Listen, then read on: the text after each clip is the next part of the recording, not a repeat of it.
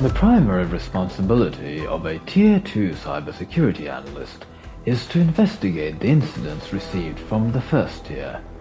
Based on the incident data and the summary, the Tier 2 analyst will be able to evaluate whether a correct conclusion was reached.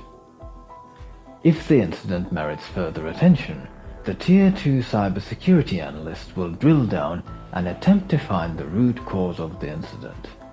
This often requires accessing additional data sources or performing advanced query searches to uncover details that were not present on the alert.